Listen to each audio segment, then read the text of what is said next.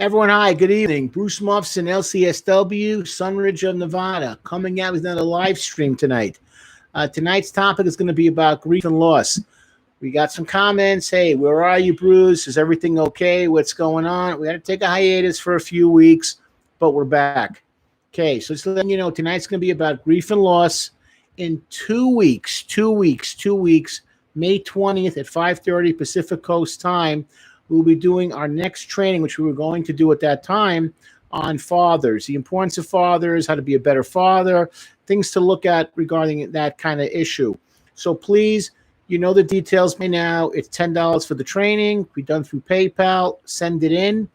We want to hear your comments and thoughts, and the goal is to make you a better father.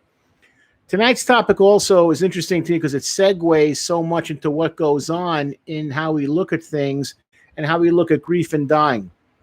And again, as you guys know the routine by now, the floor is open. Any questions you have, any comments, fire them in. We are ready to listen. And I just want to say I've used the downtime to answer a lot of comments that had come in that I didn't really get a chance to get to. I want to thank everybody for your comments, continuing to comment, and for giving us new ideas for groups to break down. We'll be doing that probably like the next week or so. Going to do 3 more songs of, different artists with same artists with different music, but I continue to be blown away at the diversity of music that you guys and girls listen to and how that's enriched my playlist when I listen to music at work generally and hearing what these different artists have to say. So thank you. Okay.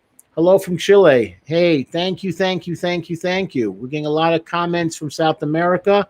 And appreciate it. You got a beautiful country, and one day I hope to visit. Antonio, hello. Hey, thank you guys. Thanks to hear everyone coming back online. We missed you guys, but we're going to go forward with the topic of grief and loss. And again, any comments you have, throw them in there. They will be answered. Here we go. Okay. When you lose somebody close to you, and we know now from doing some random, trials that our audience tends to skew young, between like 14 to about 30. But you can still lose somebody close to you, and it still affects you. Obviously, as you get older, like myself, you start to see more and more people that do pass away, and your sense of self changes. But coping with the loss of a close friend or family member may be one of the hardest challenges that many of us face. And that's something that even you can be young and still have that situation happen to you as well. Love your content and insight. Hey, King Mucho, thank you so much. Appreciate it. Okay. So here's the point I wanted to make, and I want to kind of clarify, because this is a pretty typical article you're going to find about dealing with predictable grief and loss issues. So it goes on the lines of this. Research shows that most people can recover from loss on their own through the passage of time if they have social support and healthy habits. That's huge. Just want to clarify about social support. I saw this about a year ago. They're estimating that about 150,000 people in the United States die from loneliness. They call it other things. They call it heart attacks. They'll say suicide. They'll say overdose. They'll say stroke, whatever. But really, it's because people are alone. And it's amazing to me with the internet, how it's just taken over, is how many more people feel alone and really are craving human contact and don't have it. So I always stress this: if you don't have friends, you don't have social contacts, go out there and find some. Don't be by yourself. Get to know other people. It will help you when you go through rough times. And it's funny for me, like, here I am, clinician to the stars, Mr. Amazing, Mr. Clinical Social Worker, therapist, not the rapist. I want to just clarify that. I'm not a rapist. But it's amazing in my life and in my career how people will say to me, your words meant so much to me. And I have to remember that when I talk to people, that they'll say, you inspired me to do this. You inspired me to do that. You gave me the confidence. No one in my family thought I was going to be anything. I was going to be a loser. And you inspired me to do this, to try this, to stop doing this. So words are so powerful. So when you do have somebody that, and here I am, like I think I know everything, and I'm older I get, the less I do. But it's interesting that when you're out there and people look up to you and they feel a certain connection to you Words do matter. Trust me. And people's lives sometimes hinge on that, if they're going to go up or they're going to go down. My grandmother lost somebody today, her last living aunt. Yeah, it's tough. Thank you. Thank you, Kevin. Oh, okay. Cities, hey, I miss you, man. You're a legend. Legend of my own mind, I like to say, but thank you anyway. So it may take months. It takes a year. All the articles will say, and all the experts, quote, will say, there's no normal time for grief. Some people get over it like in a week. Some people take 50 years. Some people never do. So just understand that concept more than anything is it's okay to grieve on your pace, on your time. Don't worry about it. How can I do my part to make sure that she's doing good? Great question, because I'm going to bring up that question anyway. Thanks for jumping in on that one. Very simple. Be there. That's it. How you doing? Came by to say hello. Ring, ring, ring. Hey, coming by to say hello. See how you doing. She may not be old enough, not old enough, but she may not be a texter, so to speak. So if she texts, great. But if not, knock on the door, telephone call, be active. Just trying to see how you're doing. Just checking you out. Is everything okay? You want to take a walk. You want to go to Starbucks. You know, you want to just watch some TV. Be active in someone's life. I've heard this a million times from people I did help out, either directly, indirectly. They say the same thing over and over again. The fact that you were there, Bruce, when the time of my grief meant more than you ever can imagine. And I think to myself, my own personality is I'm very, very like insular, but I realize how people need that. They need that kiss. They need that hug. They need that affirmation. When I say kiss, it's like they need that connection. Give it to people. Let them know you care. You'd be surprised how many people, they want that phone call. They want that text. They want that knock on the door. They want to get out of the house and go to a park and just take a walk. Wow, question just blew up. Just comfort her. Yeah. Yeah. Let me just click on this other thing. I'm getting a lot of questions already. I've dealt with people that lost children, that have lost people that were close to them through gang violence, whatever it was, and something horrific, suicide, where they found the person's body after 2 years. I've learned just to do this when I'm talking to a grieved family. I'm so sorry for your loss. That's it. Because anything else I'm going to say is going to be taken out of context at that moment or the next couple of days. I am so sorry for your loss. And that's all I say, like monotone. I am so sorry for your loss. That's it. I can remember what I said anyway. Just that's it. You sit there. You're human. You show up. You're not a robot. You give of yourself. I saw a movie one time. Woody Harrelson in every movie now, so it's hard to say just Woody Harrelson. But Ben Foster, they played two. Harrelson was an officer. Foster, I think, was a sergeant. But they would make condolence calls to people that had lost their lives overseas. And at the end of the movie, Foster accidentally, there's a protocol you have to follow, obviously. And Foster breaks it because he actually sees the person where here's the guy's name in a grocery store right before they would go to the person's house. And Harrelson rips into him like, "What are you doing? You broke protocol." And Foster says to him, "Hey, you know what? They're people. We're people. We're human. We're human. Don't forget that. You forgot that." It's a powerful moment in a fairly good film. But that's it. Be yourself. Go, just show up. My girlfriend dumped me for another guy. I feel empty and alone. What should I do? Tell yourself this. She lost out. You're a good guy. That's it. Get that pen and paper out. We'll get your laptop out. We'll get your phone out. And I want you to put down, what are your strengths? What are your weaknesses? What are you going to do differently next time? That's it. There's another girl out there for you, waiting for you. Get that confidence, get that self-esteem back up. Write down your strengths. Also write down your weaknesses. What would you have done differently? Because there's always things you can reflect upon and do differently. And then get out there and find somebody else that's going to deserve you and appreciate you. Good luck. Let us know how that goes. Make sure she's staying strong. Lost 18-year-old friend to suicide beginning of this year. Man, this is something I did not grow up with. Suicide was fairly unheard of back then. Today, I don't care what you are, white, black, brown, yellow, don't make a difference no more. Rural, inner city, suburbia. It's everywhere. It's global. So many people now feel that suicide's the only way out, and you feel ripped up. Let yourself know you didn't cause it, okay? Don't have that guilt. And remember your friend at the happiest times that hopefully you guys shared and the good times that you shared. And recognize that you didn't maybe know the signs, maybe didn't see the whole picture. Guess what? We got videos on this stuff. Check them out. Learn about yourself. Go talk to somebody. Go to a counselor. Get that grief out of your system, but don't let it bury you and don't personalize it. Okay? Don't personalize it. Get some help. Realize, unfortunately, that person was in a different state of mind and go forward. Good luck. Let us know how that goes. Thank you for the advice. It means a lot. Thank you, King. Appreciate it. Why do you think suicide has increased in the past years? Very simple. We're cut off. The connections are very, very fragile.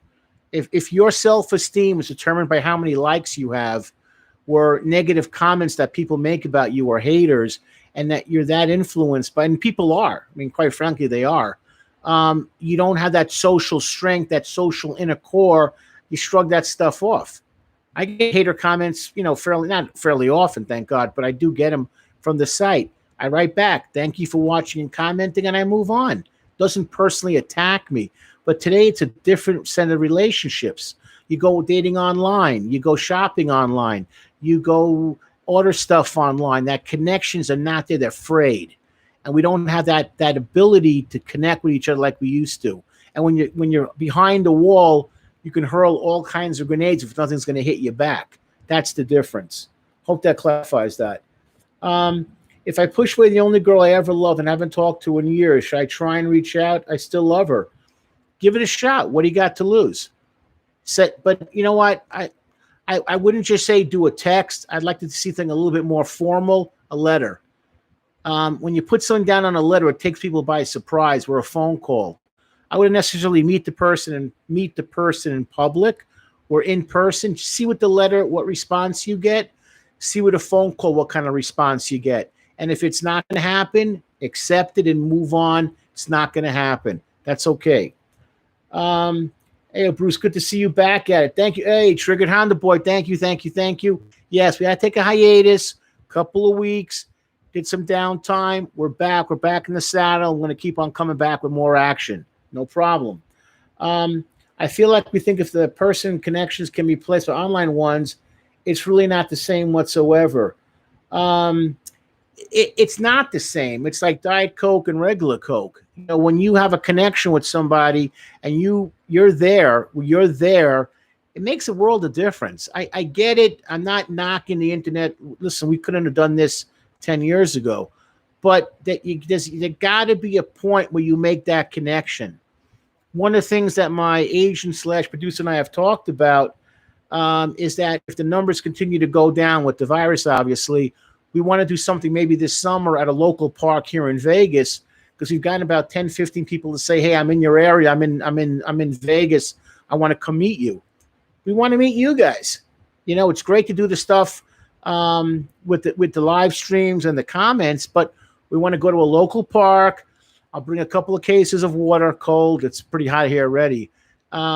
Maybe bring some pizza and just say, come meet us. We're going to be at this park, at this area. Just come by and say hello. You want to take a picture with us? I don't know why with me, break the camera, but you want to take a picture, you want to tell us something or how the site's meant to you. We want to meet you. And we got invited to go to a concert, 2 different guys. One was Death Grips, and one was, I think, for Kid Cudi, actually. They said, we'd like to meet you at these concerts. And you know what? God willing, if the touring actually happens, probably this fall, we want to go. We want to go to these concerts. We're going to say we're going to be there. You know what we look like already. You'll meet my agent / producer / everything. We want to meet you guys in person. That's a real connection. You're our fans. We appreciate the heck out of you. And it's our way of saying thank you for making us what we are today. So thank you all. But that in-person stuff is huge, huge, huge. Even this is a business concept. All you guys that are in high school don't know what to do with yourselves. Don't worry about that. You'll figure it out. But get out from behind that desk and get out and meet people. Don't just answer emails and Look at, go to stupid meetings. Believe me, I've done enough of that in my lifetime. Get out, get out, get out, get out, and meet people. Okay. That sounds great. Wish I was there. Hey, we want to meet people. If we ever get the chance to travel, that's in our plans. Again, God willing, we go to Cali. We got fans in England that want to meet us. We want to meet people. There are people back in my hometown of Brooklyn, New York City. They said, hey, I say, hey, you want to get together? Yeah. Go out there to meet you. That's a connection. That's what people want. They want that connection. The internet's great. I get it. I get YouTube. I get Facebook. I get Instagram. I get TikTok. I get it all. And it's going to change between now and 3 years from now. There'll be 10 more companies doing different things with social media. 100 more, 150 more. I get it. But it's not the same for in person. You got a buddy that had lost somebody. I get the text. We also say, I'm coming over. I'm coming over. I'm coming over. I'm here for you. You want to vent? No problem. Just checking in on you. To me, a text is, in my clinical perspective, it's like an appetizer. Okay? It's not the entree. It's an appetizer. The text, hey, how you doing? Just checking in. I'm going to call you later. I'm going to stop by later. That's the appetizer. Those are the main courses. That's what solidifies the relationship. Hey, CFS, thank you. Also, how do you form more profound friendships with people? I feel like many of my social relations are too shallow. Damn, great question. Okay? You know what? When you extend yourself and you have adventures, you do things together. Don't do something shallow. Like, I get it.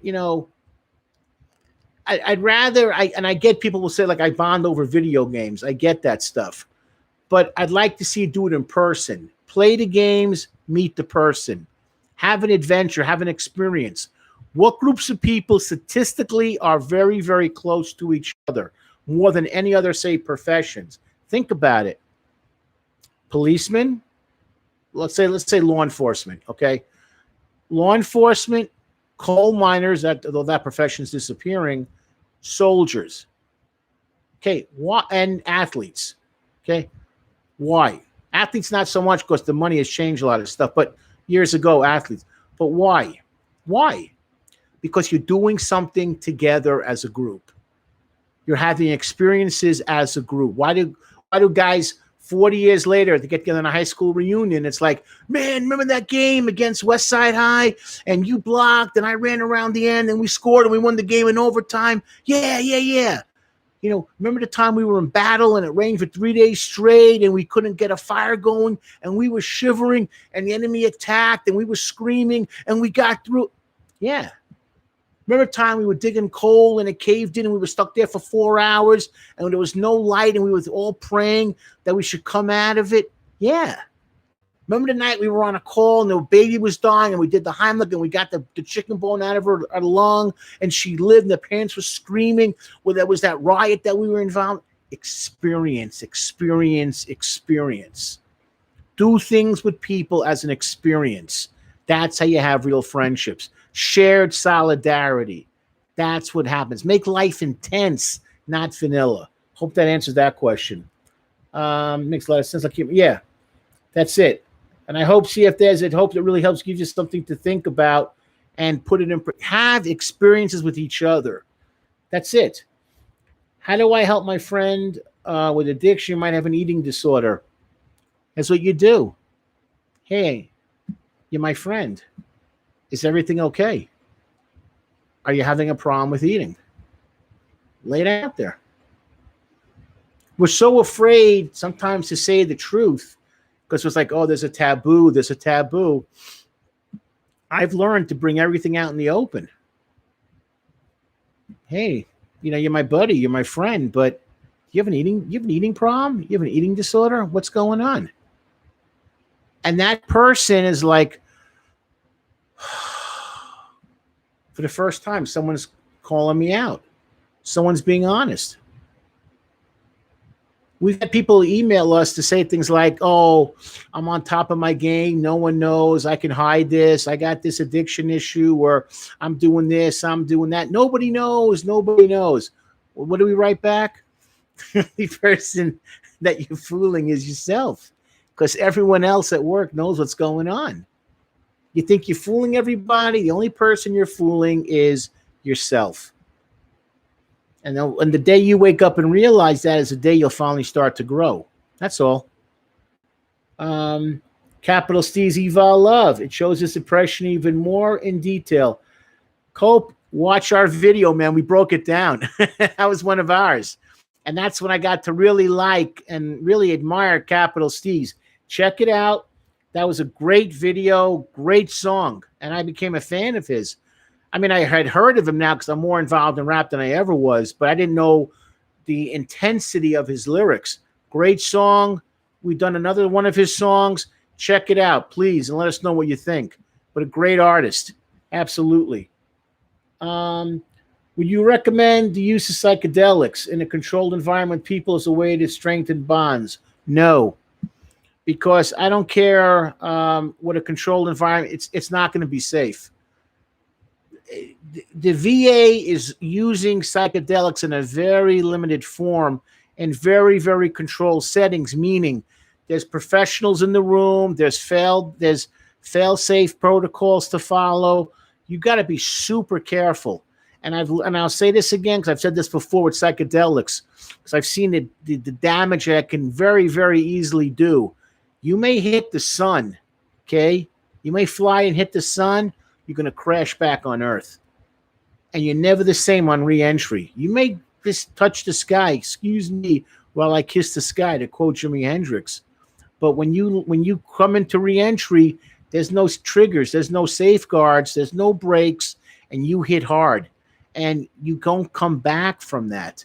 So that's not a way I would form a bond. I could think of a million other things I would like to see you form a bond with. Take a cross-country trip across the United States, 2 weeks this summer. Go camping for a week. Go explore this. Go try that. But that's not the way. Be on a team. But that's not something I think is going to be a healthy move for you. My clinical opinion. Okay. True. Good idea. Thank you. Love you, Bruce. The only therapist that keeps it real no matter what. Hey, you know what? Why pretend? Why lie? Do I think? Let me clarify this a little bit more. Thank you, Cope. Appreciate that. Psychedelics have a place, and the VA is acknowledging that, which is a huge step forward for it. That they're actually looking at these kinds of things. And psychedelics have been used for thousands of years by a million different societies, not even worth getting into. But you got to really know what you're doing. You got to have someone who's at the controls, because things can go south very, very, very quickly. And I've seen the damage in hundreds of people that I've worked with. So just my advice is no. That's all. Yeah, thank you. Yeah, got to be honest. I'm lying to you if I'm not. All right, going back to another question. Okay, Most, thank you, my man. Appreciate you saying that. So now here's another thing too. Okay, great advice. You feel the same with ketamine therapy? I do boosters every month or two.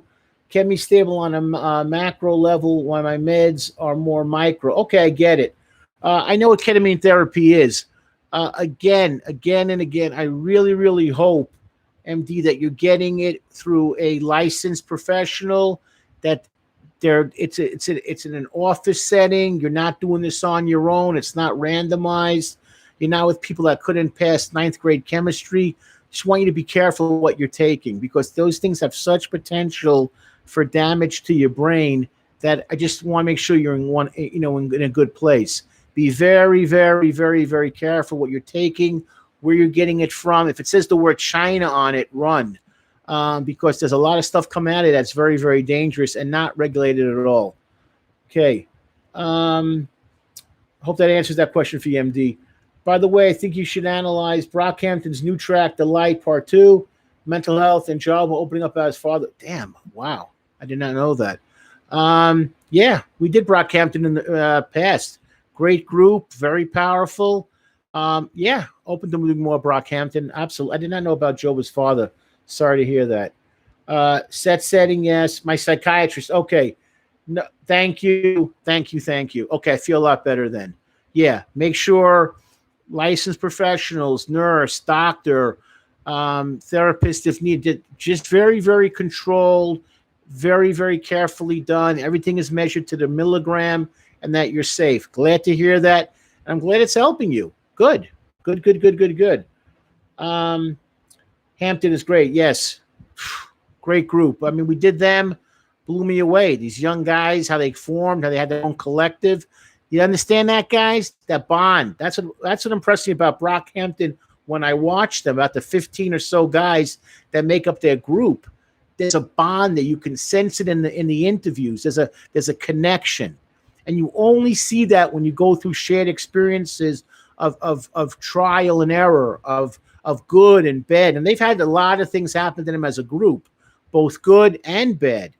But if you can stick it out, there's that connection that you just don't have with other people because you've been through something other people can't relate. That's what a bond is. I look at my agent / producer. I know he hates to get compliments, but screw him. I really admire and look up to him because we've been through a lot together. And we've been through hundreds of scenarios, some very, very bad, some very, very good. And we've been there to a certain level, I like to say, as a support for each other. I've shared things with him, and he has shared things with me. And I don't know, I'm not trying to say I'm like his best friend. That's ridiculous. But to say I'm in there, I'm in the group because of shared experiences that he's shared with me, that I've shared with him. That's a real bond. That's the whole point. Okay. All right. Nurse, and thank you. Pairing it with shadow work therapy, good. I heard a little bit about that. Oh, Little Ugly Mane, his lyrics are amazing to explore. Hey, we know that guy. We just did a couple of his songs, Bedwetter, man. So yeah, another great artist. We did him about a month and a half ago, and the comments came pouring in. Great artist, great message. Yeah, we're going to do more of him as well. Yeah, just found him today. The guy's great. Yeah, his lyrics, incredible. And we are going to do more of his music. So let us know, MD. Watch it. And please shoot us a couple of comments how you feel about it and what you got out of the video breakdowns. I'd love to hear your take on it. And, I'm impressed. You're making steps to try and help yourself get better. Kudos to you. All the best to you. I hope this regime of therapy helps you and that you feel confident about yourself and about your future. All the best, brother, and get strong. That's all I can say. ADHD by Slow Thought. Yep. You know what? I've seen that name. Send it to me again if you don't mind as an email. I want to check that band out then. Because I like it, and so many, here's another thing too about the music that we break down. People say like you guys mostly do rap. Nah, not true to a point. I like rap because it's very expressive. The artists tend to be very, very open about their issues with mental health. Other groups, other genres, as it's coming more open to say it, but rap to me is just, they don't even pretend anymore. They just lay it out there. And to me, that makes the lyrics more expressive, more pure, more honest, more open.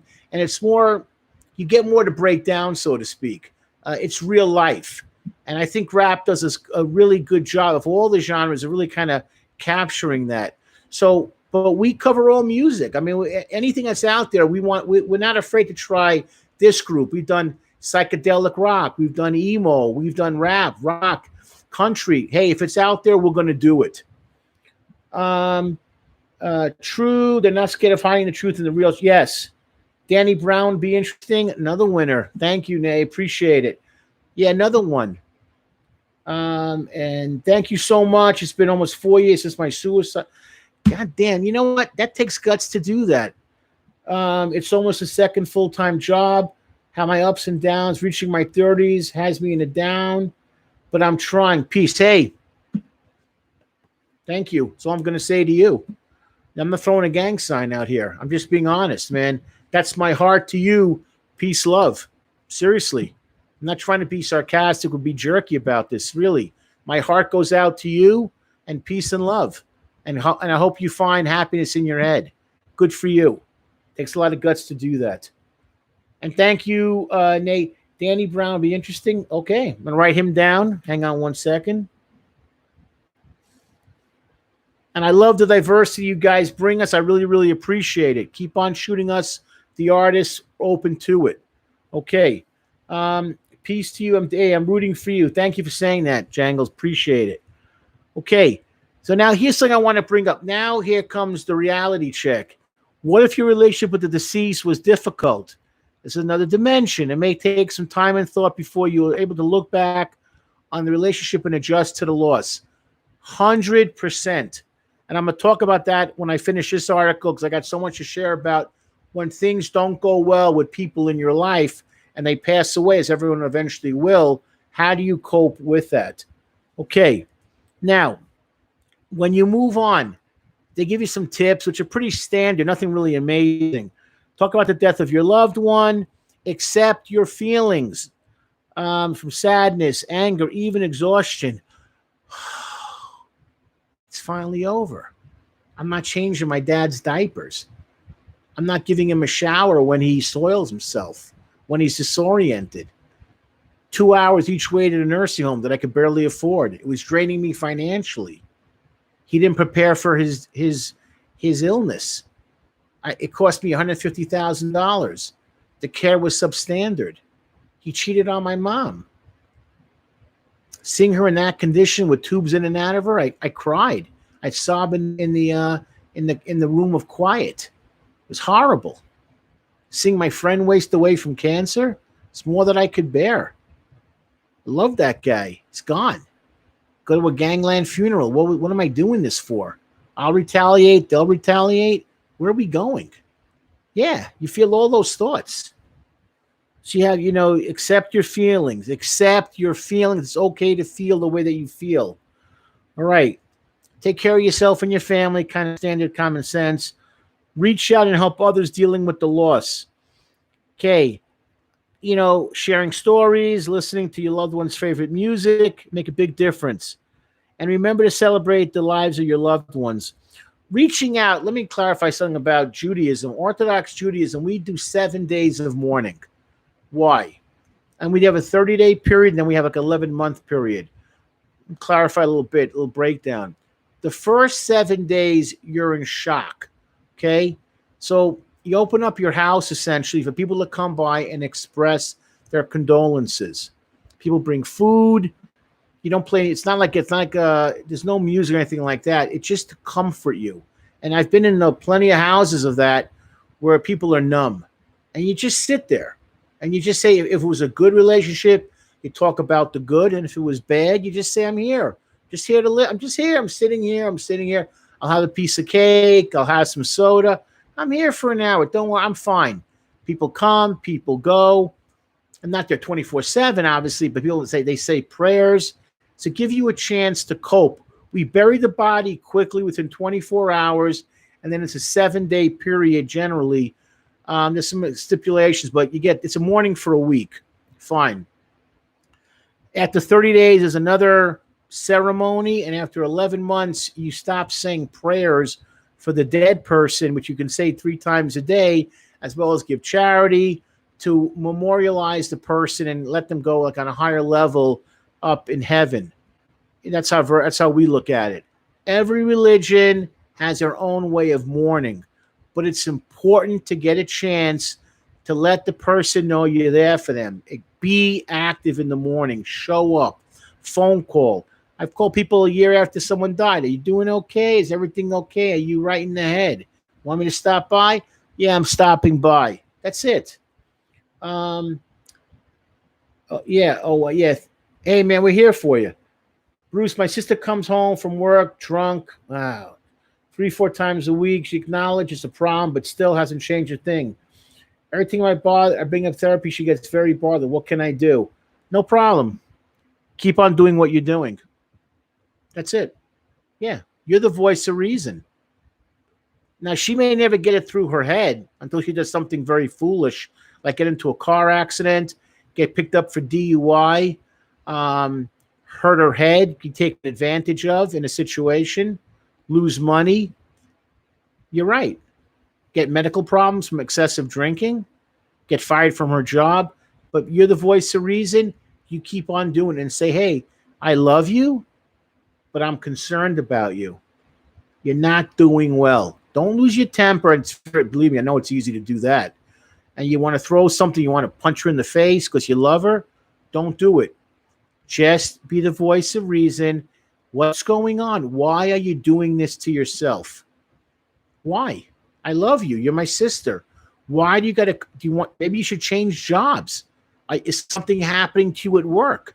What's the cause of you to do this? Ask those questions. Why are you being self-destructive? Listen, I like alcohol. I love beer, but not to that point that I'm going to be a wreck every night that I come home. So say to her, like, what's going on? Is something going on at work? Are you being sexually harassed? Are you having a miserable time? Are they threatening you? Are they bullying you? Then get out. Go to HR. What can I do to help you? But say, this is not who you are. Be empathetic, be concerned. Don't lose your temper. I know it's frustrating, but be a support. That's all. Good luck. Let us know. Can anxiety be a mental illness or no? I saw it in an article. You can have anxiety. Yeah. The question is, why do you have the anxiety? See, always go back to why do you have anxiety? I'll talk about myself. I grew up with a father that everything was a crisis. Everything was a crisis. So what did I inherit? Everything's a crisis. Even though I'm now going to be 58 next week, I have to fight back. Like, I'm going to lose my job. I'm going to lose my home. I'm going to be homeless. I won't be able to survive. I could be arrested. What am I thinking? I have to time it to such stupid things that I'm thinking. And it builds up. And I have problems sleeping. And I get up in the middle of the night. And I have to fight back that most of the time that things get resolved. I have protections also. But where do you get your anxiety from? And I'll go back to ball players. You got guys that 5 seconds left to get the ball in the corner. Do they want to take that shot? Will they pass the ball off? That tells me, how did that person train himself to have that confidence to want the last shot? And that's what you got to ask about yourself. Do you have where does that anxiety come from? But yes, it is a mental health illness.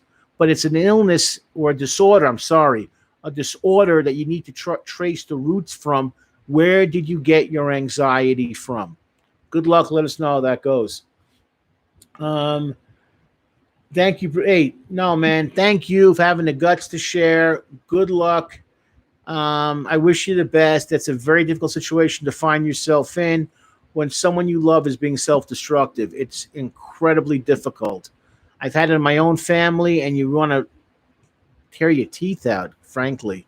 Not easy. Good luck, good luck, good luck.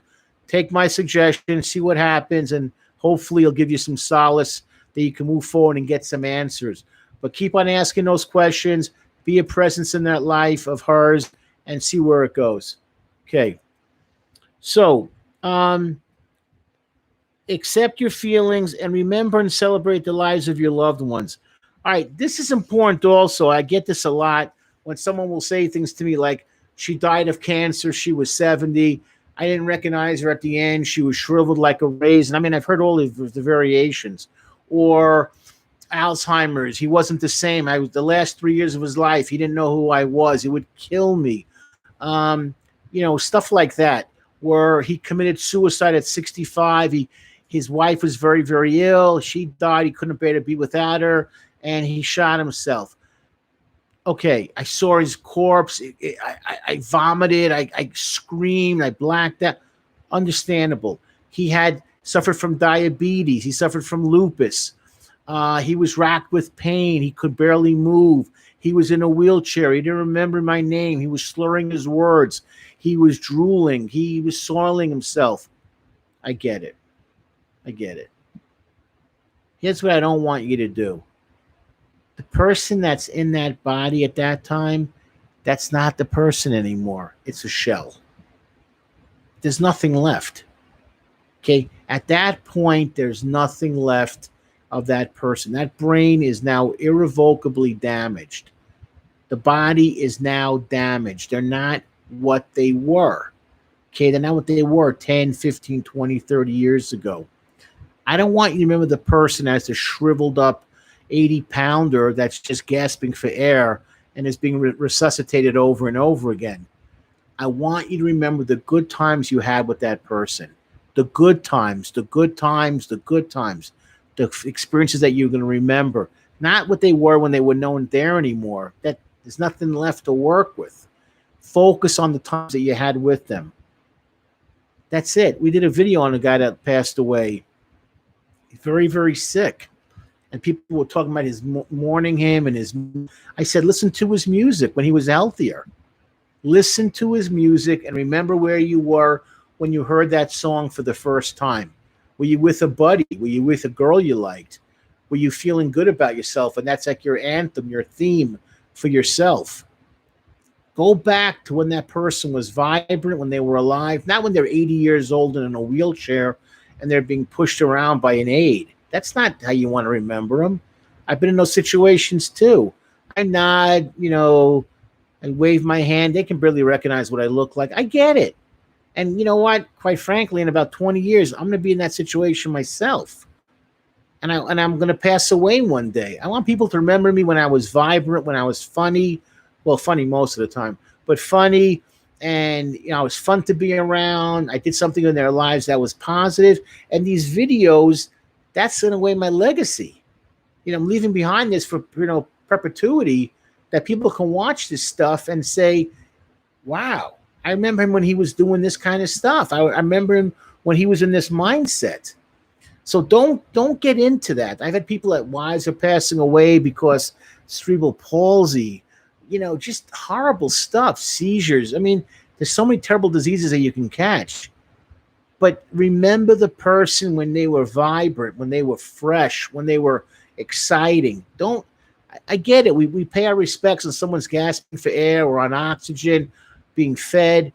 All right, you go, you show your face, but it's really more for you than really for the person in that bed. They can barely remember you, or see you, or hear you.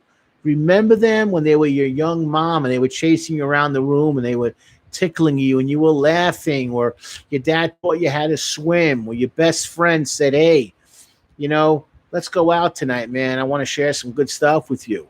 That's the kinds I want you to remember. That's how I want you to think. I hope that helps. And so you can respond back with that one. All right. Now, I want to share some things before I get to the next article. I wrote some notes. What if the relationship was rocky or non-existent? Sometimes, a lot of times, we don't get what we want out of a relationship, even more so if the family, mother, father, sibling. Of course, there's aunts and uncles, but those two groups, mom and dad, and your siblings are going to be the most prominent, obviously. With a close friend, if you lose them, okay, you can back away, and many times this will happen over time. I've had friends that I was so tight with when I was in high school, college, working situations, and then time moves on and you lose contact with them. You talk once in a while, but it's not the same relationship. We lose contact with people as we travel down the river of our existence. And in those situations, you can accept the ending of the relationship.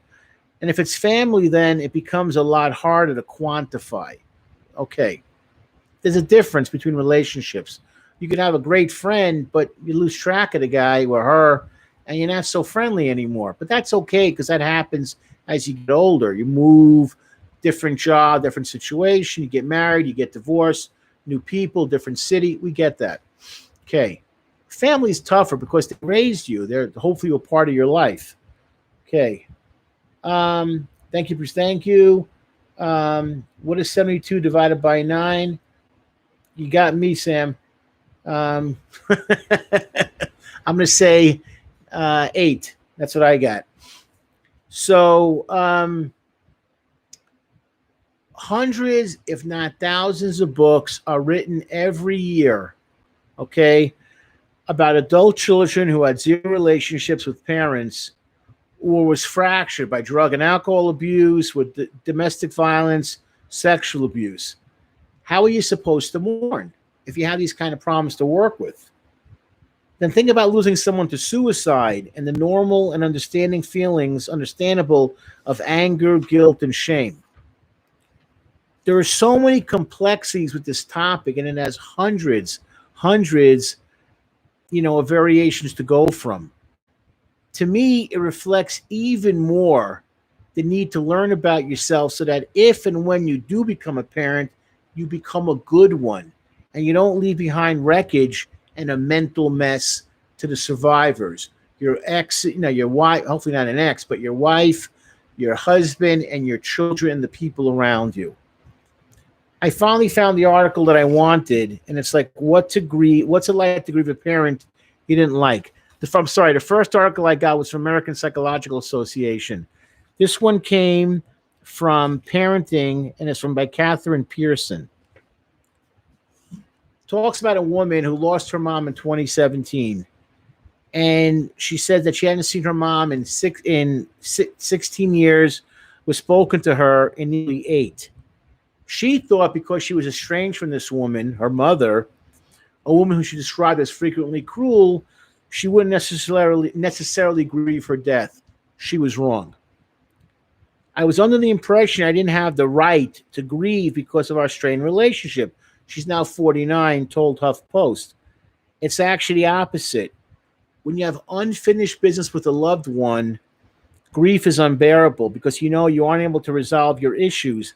That feeling can eat you up inside. Don't let the grief eat you up. Don't. I hear this so much. Coulda, woulda, shoulda, Monday morning quarterback. I wish I would have done this. I wish I would have done that. That's over. What you have is the timeline that's snapped, that's cut in half. But don't grieve. Okay? Don't grieve. One of the things I'm going to try and get into, and we have enough time, is my own relationship with my own family and what I learned from the death of my mother and my father. Both passed away from, well, not necessarily old age, but mother had a little different perspective. But what did I learn? What did I take away from that now that I have children of my own who are not, in a sense, kids anymore, young adults?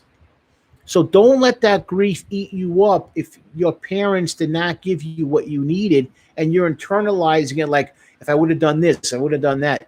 Don't do that. Don't do that. Don't do that. Do not think for other people. Do not. There's an expression in therapy which I've come up with. If you have to explain something twice, if you have to say something twice to somebody that's logical, and they still give you that weird look that they don't get what you're talking about, run. Run.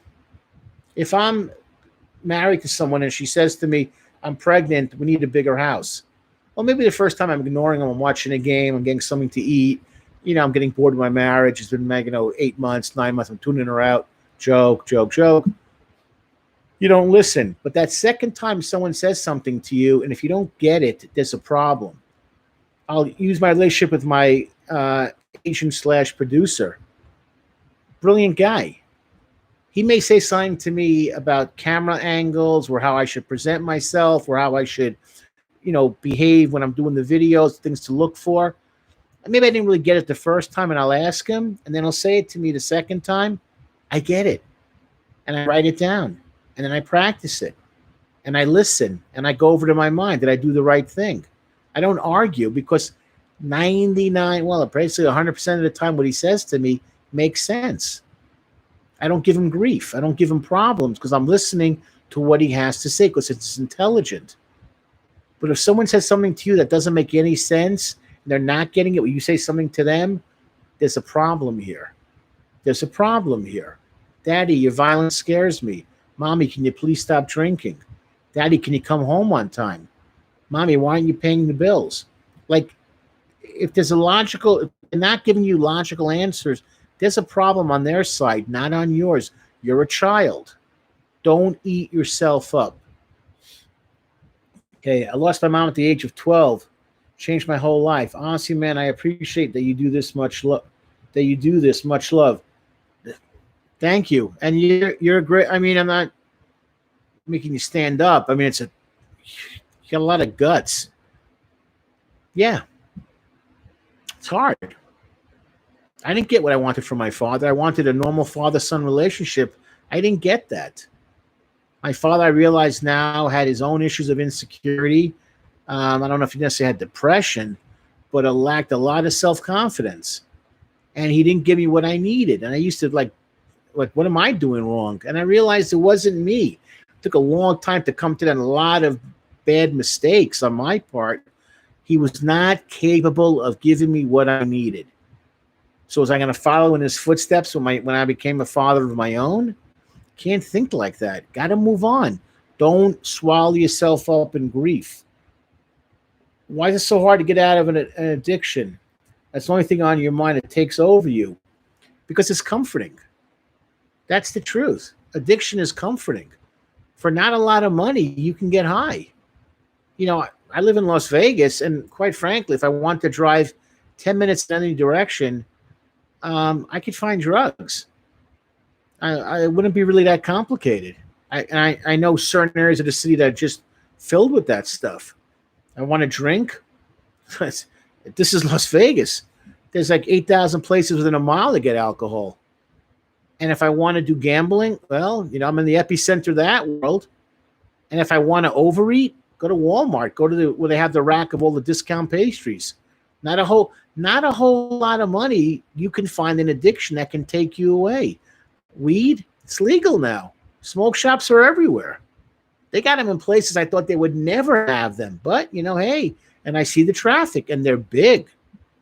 So if I want to get legal marijuana, alcohol, other kind of drugs, like in Vegas, it's meth. Overeating, gambling, 5 deadly sins. Oh, and this is Las Vegas too, the land of infidelity. So anywhere I want within half an hour, I can find something that's going to take me away from not having to deal with reality. That's why addictions are so easy. For not a whole lot of money, you can lose yourself. I'm married. I think it's now 72 years. Again, that's a joke. It's a joke. We had some people got cassette about that, and I did that a while ago.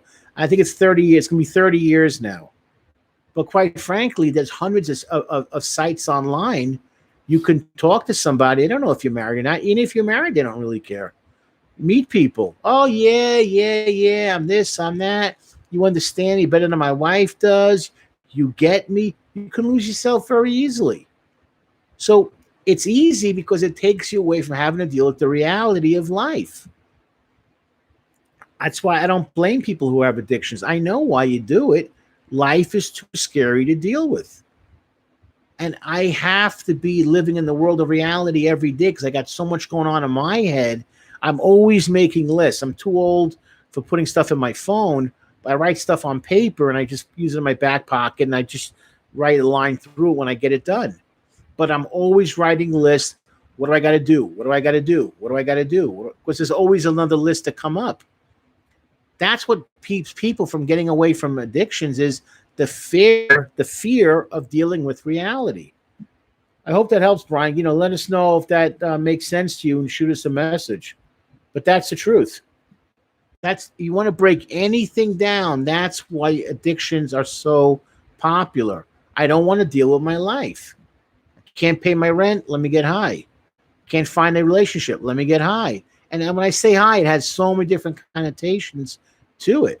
But that's the point.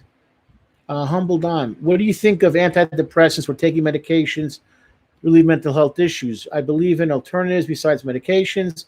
I'd like to know what a professional thinks about it. No problem. I always go with this. There's a triangle. And the triangle does not have like one section more than the other, but it's always 3 things. 1, what do you do with your day? All right. What do you do with your day? Are you doing pro-social things or things that are going to be destructive to you? So what do you do with your day? Do you get up in the morning? Do you take a shower? Do you brush your teeth? Do you have a breakfast? Do you have a place to go? What do you do with your day? Number 1. Who are your social supports? Who do you hang with? If you hang around people that do nothing all day, well, that's going to be your lifestyle, doing nothing all day.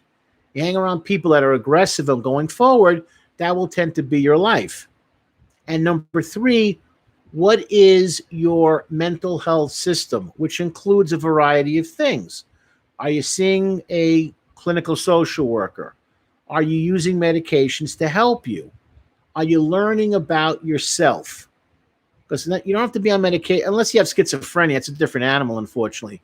Or if you're bipolar or you have autism, unfortunately, those disorders are going to require you to be on meds for a fairly long time, depending on the level of your autism, schizophrenia, depression. It depends, but those are more likely to have medication needs. But here's my point, though. And then number 4, but I put that in like, what do you do with your day? Are you exercising? Every psychiatrist I've ever listened to talk about the use of medications will say the number one, not that's going to get away, not going to take it away. The number one way to help keep these disorders at bay is exercise. That's it. Exercise and a good diet, obviously. You can't have 800 bags of chips. But are you exercising? Are you walking? Are you it goes from A to Z. But do you do those 3-4 things every day consistently? You may have to take medications, but they won't be the sole purpose of your existence. Because you'll be doing something that's pro-social in those other areas. Hope that helps, Humble. Okay. Now, don't let the grief eat you up. All right. Now, shocking. This article says that experts have called parental estrangement a silent epidemic. Not even surprised to hear that. Although there are no hard numbers, one study out of Britain, 8% of adults there are estranged from their parents, which in that case, 5 million people nationally. In another study, just over half the parents in the United States said they had a harmonious relationship with their grown children, which means the other half don't. We have 350 million people living in the United States today. Break that in half. Do that. What do you get? 175 million people, parents, do not get along with their children. Not even surprised. That's one of my stock and trades is parents and kids that don't get along or have no relationship at all whatsoever to speak of. So there is good reason to speak more openly about this experience, which is far more prevalent than society tends to recognize, because we want to believe that we're going to have a great relationship with our parents. Doesn't often happen. And if you throw in step parents, it could be even higher. You lose your mom, you lose your dad. They remarry. Not unrealistic. That does happen. I don't get along with my stepmom. I don't get along with my stepdad. And I've had this from adult people tell me this. What if your parents get divorced the second time? Your dad marries the third, or your mom marries the third. Not uncommon anymore, third marriage. Believe me, the estrangement gets even thicker and harder to deal with. So I understand that stuff. Very, very difficult. Do you have a relationship with it? Well, now you got a whole new set of in-laws to deal with. You're not my mommy. You're not my daddy. You're not my adult mommy. You're not my adult. I mean, it just goes on and on. So for my clinical work, I see this all the time. People that do not get along. Got a comment here. Angelo, it's been a while since I've attended a stream. How's it going, Bruce? All good, all good. Thank you for joining us. Always love to hear from you. One of the big issues is that more people talk about how normal this is, the more normal it becomes. This is an author who wrote, it's okay that you're not okay. Yeah. One of the things that's happening in a positive way is that things that used to be hidden and like secretive are now coming out more and more in the open, as it should. Why pretend? Why kid yourself? If it did not work out, it did not work out. Don't always blame yourself as like you're a failure that it didn't work out. A lot of things in life don't work out. And unfortunately, being close to your parents doesn't always happen. We want it to. We see this in movies, books, plays, music. You're close to your parents. A lot of the songs that I review, there is no sense of a family bond. Or very often no father bond. Zero. I mean, I didn't have a great relationship with my father. I'm not going to lie about that. But at least to a certain extent, he was around. But I talk to kids like, where's your dad? Where's your dad? Where's your dad? Gone. 0 for 20. I'm 20 years old. Never saw the guy. That got to be weird. There was a football player, I'm blanking on his name. He played for the Steelers. Very angry guy. And his mother was Korean. The dad was African American. Dad met her in who was it?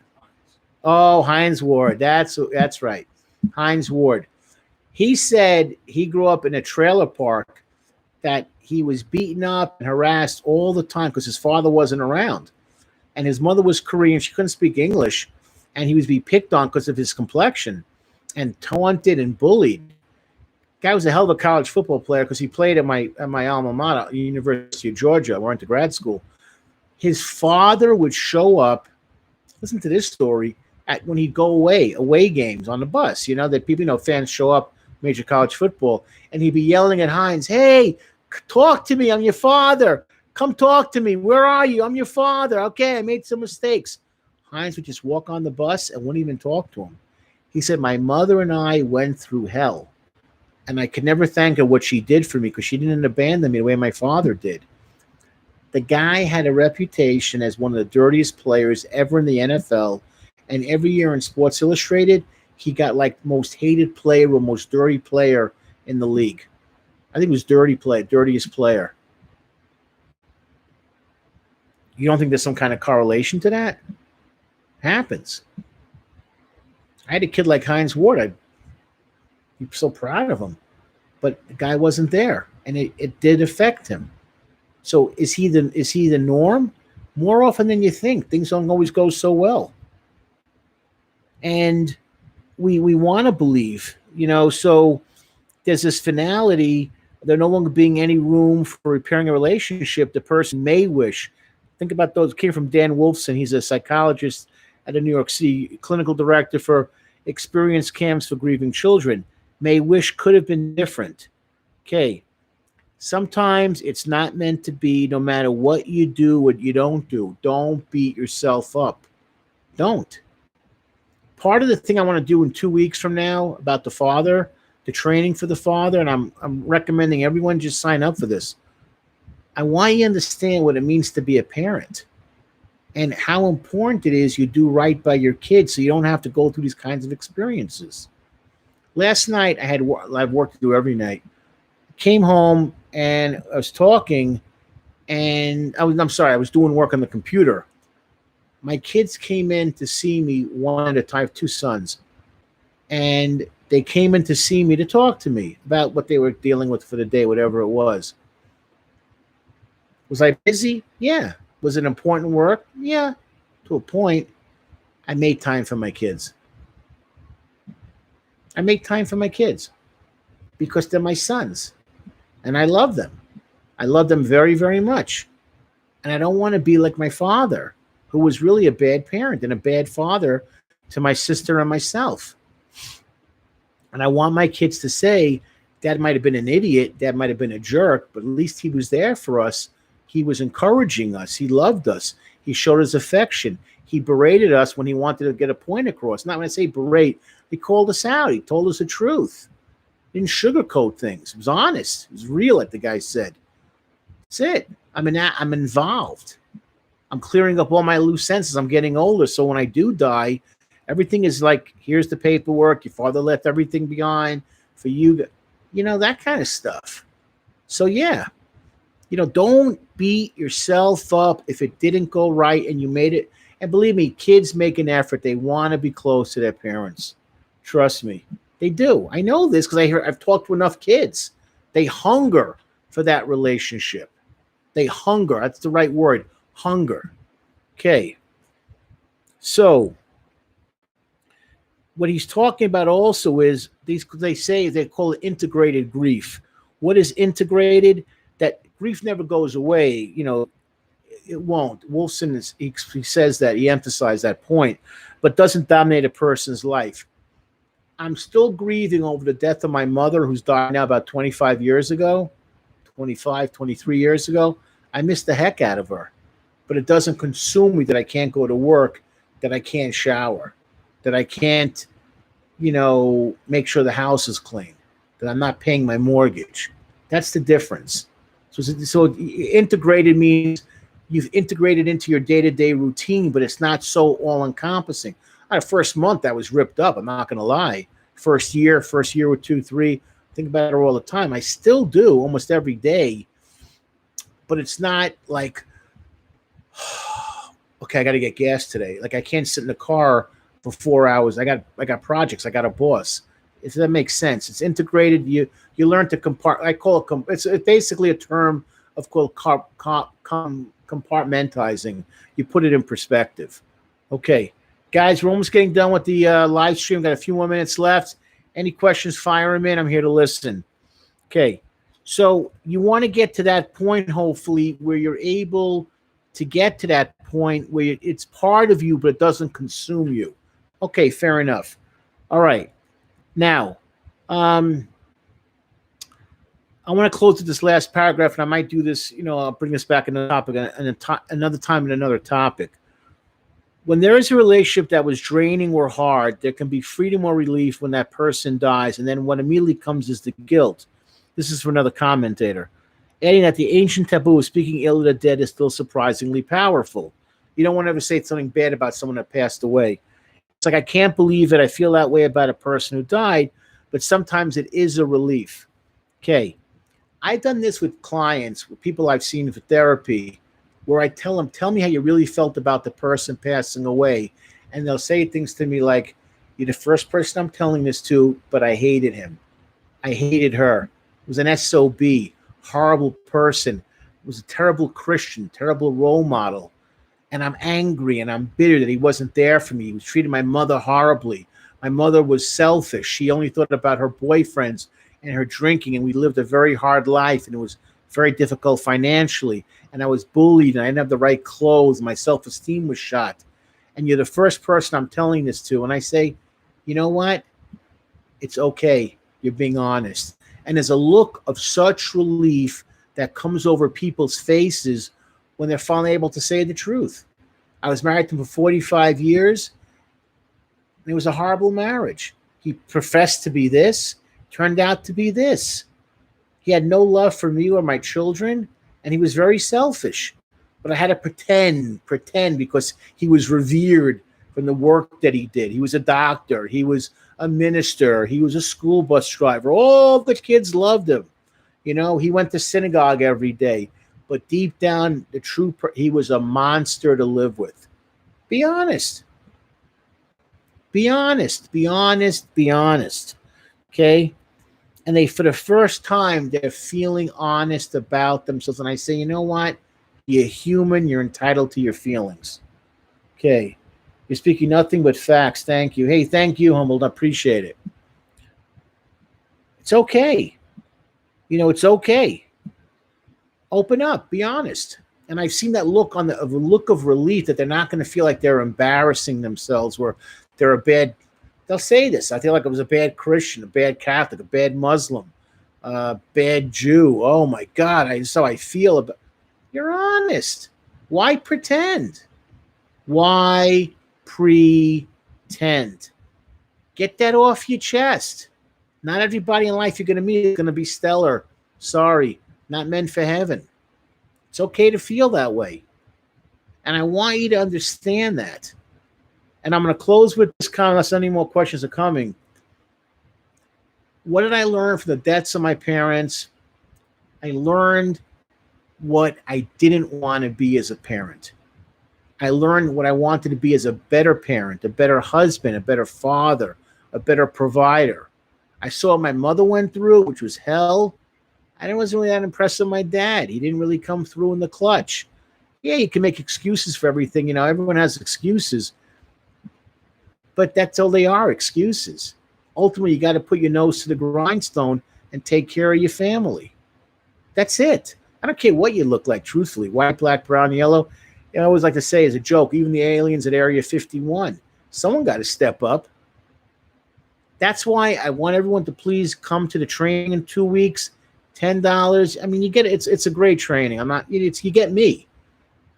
And I want you to learn what it means to be a solid adult, a solid parent, why it's important to be a good parent, so you don't leave this wreckage behind you when you're gone. like all these unanswered questions and all these things that make no sense, or write a book about. Don't write a book about me. Write a book about yourself, how successful you were, and just say my dad was in my corner the whole life. That's it. Yeah, he smelled. He had terrible taste in clothes, and his big belly and a big dummy, but he loved me. He wanted the best for me. He took care of me. He encouraged me. He was proud of me. That goes for a mom too. I'm not knocking moms. It's so critical. That's the point I want to get tonight with the grief and loss. There's a lot more to talk about this topic. Like a lot of things I say, it starts going on and on and on. But I wanted to share this. Let me get some last questions, comments. Gabriel, thank you for letting me know it's okay. Hey, man, you're going to grieve till the day you die. Don't worry about that. But you want to compartmentalize that grief so it doesn't consume you. It's okay. You're going to grieve another 10 more years. Do it. Who cares? It's your person that passed away. It's okay to grieve. Take as much time. Take your lifetime to grieve. It's okay. My first time catching a stream. Feels good to not be alone in grief. Thank you for the knowledge and your time. No problem. I don't want to say his name out loud, but thank you for saying those nice comments. Good luck with your situation. Let us know if it works out. Shoot us an email. We respond to all our emails too, so we're very accessible. All right, guys, I'm going to call it quits. Thank you all for watching. Much appreciation. Next week, I'm going to be knocking down some music videos, so I might just have a day where I come over here and knock them out, and my producer will just put them out, as in every couple of days. That's coming. I want to do at least 3 or 4. And then 2 weeks from now, May 20th, 5:30 p.m., Fathers. Why it's so important. What's the factors that make you into a good father? How can you learn how to be a good father if you come from a bad father? And what you can do to change yourself. Everyone, all the best. Thank you again. Much appreciation. Bruce Muffs and LCSW, SUNRIDGE of Nevada. Thank you.